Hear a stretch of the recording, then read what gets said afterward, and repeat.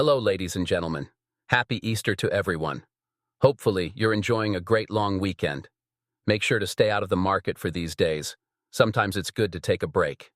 After the short trading week, we've got a lot of topics to discuss. Will Trump fire Jerome Powell, the chairman of the Federal Reserve, or will he push him to cut rates because of the tariff policy?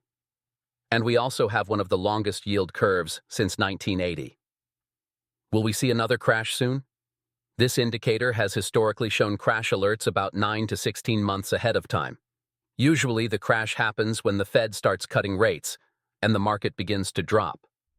Will we get the same scenario this time, or is it different? With that being said, let's get into it. If you like trading like we do, please make sure to like and subscribe. Now let's get into the news. We begin with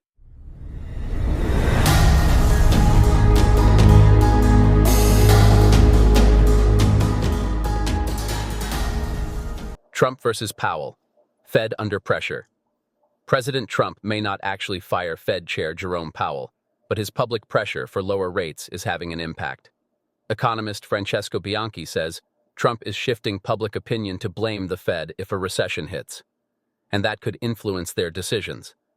Markets expect 100 basis points in rate cuts this year, but Powell pushed back, citing inflation risks from Trump's tariffs. That sparked a fresh attack from Trump, calling Powell too late and saying his termination can't come fast enough. The tension between the White House and the Fed is heating up. Something's off in the bond market. The U.S. Treasury market is flashing warning signs. On April 7th, BlackRock CEO Larry Fink told the Economic Club of New York that most CEOs believe we're already in a recession and consumers are clearly pulling back. Normally, such a statement would send investors rushing into safe haven treasuries. But instead, the 10-year yield plunged to 3.87%, then quickly reversed and closed at 4.18%. That kind of volatility in bonds is rare and could signal deeper cracks forming beneath the surface. It had become something of a cliché to say that investors hate uncertainty, at least until the confusion surrounding President Donald Trump's on-again, off-again tariff plans left them grasping for a way to quantify the unpredictably that has contributed to violent moves in stocks, bonds, and other assets in 2025.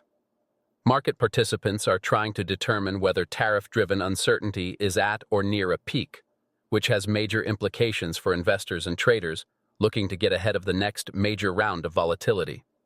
If the U.S. has reached or is close to this peak of uncertainty, that could mean recent sell-offs in stocks and perhaps bonds have gone as far as they can go. By contrast, if the peak is still a ways off, there might still be room for future sell-offs to run.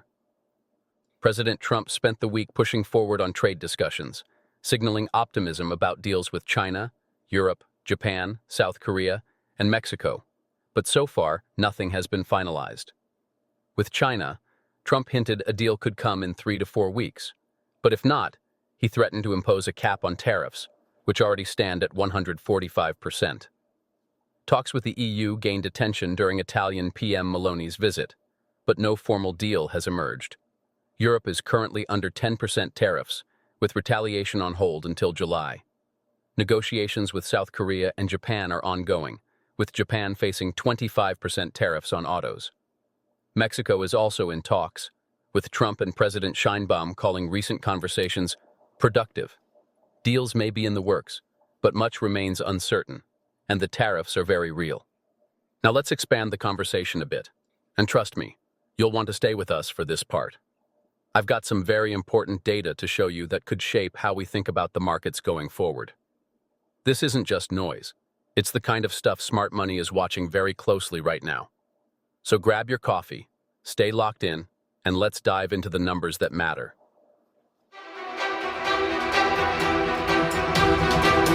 This chart is really interesting to watch. It shows what typically happens when the market drops 20%. I went back and covered every time this happened throughout market history. The big question now is, will we see another worst-case scenario play out? Or is this time different? Are you feeling bullish? Let me know what you think in the comments. The number of Americans working multiple jobs surged by 76,000 in March, hitting a record high of 8.94 million. That's over 500,000 more than the peak in 2019. Multiple job holders now make up 5.5% of the workforce, the highest level since 2009. At the same time, 28.47 million Americans are working part-time jobs, the third highest figure ever recorded. Millions are now juggling multiple roles just to cover basic necessities. The pressure on the average worker is growing, and the data speaks for itself. Foreign investors are pulling out of U.S. markets.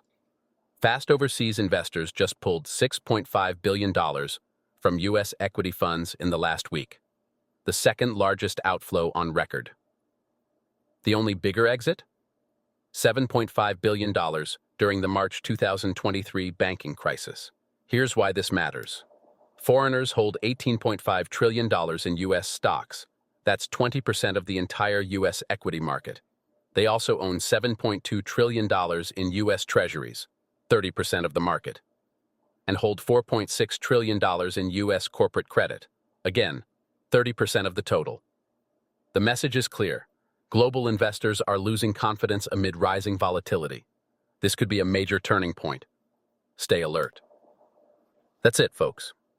The S&P 500 just triggered a death cross, and this time it's paired with a CAPE ratio that was 2+ standard deviations above its long-term exponential trend. This rare combo has only happened 3 times in history: November 1929, October 2000, March 2022. We all know what followed. Place your bets. Gold to S&P 500 52-week percent change hits extreme levels. Given the current macro environment, a recession seems increasingly likely. Unfortunately, the downward pressure on equities appears to be just beginning. The S&P 500 has delivered an average annual return of 11% since 1950. Despite an average intra-year drawdown of 14%, and often much worse, the key lesson is clear. Volatility doesn't lead to permanent financial loss unless you sell. Let's review the S&P 500 weekly heat map. Microsoft, down 3.56%. Nvidia, down 5.65%. Meta Platforms, down 8.20%. Amazon and Tesla, both down more than 4.5%. Strongest sectors: financials, real estate, utilities, materials, all finished green on the week. Top performer, Eli Lilly, led the pack with standout strength. These are the major companies reporting earnings in the upcoming week. The most important ones to watch are Tesla, Boeing, Alphabet, Intel, IBM. Now let's wrap up the video with chart and key events for upcoming week. SPX 4-hour chart. This chart is one of the most likely play for next week's. Well, this pattern is bullish and mildly inappropriate. Technically a cup and handle, but I can't unsee what I'm seeing. Chart pattern or anatomy lesson? You decide. Cup and handle? Looks more like something HR would flag. These are the most important key events for the upcoming week. New home sales on Wednesday, and durable goods orders, initial jobless claims, and existing home sales on Thursday. All right, everyone, that's going to wrap things up for today's video.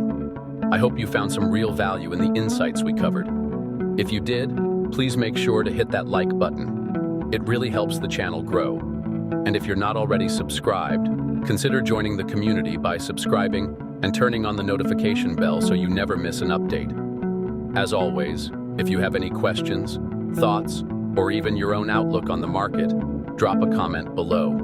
I love reading what you all have to say and try to respond to as many as I can. Thanks again for spending some time with me today. Wishing you all a great week ahead, and I'll catch you in the next video. Stay sharp, trade smart.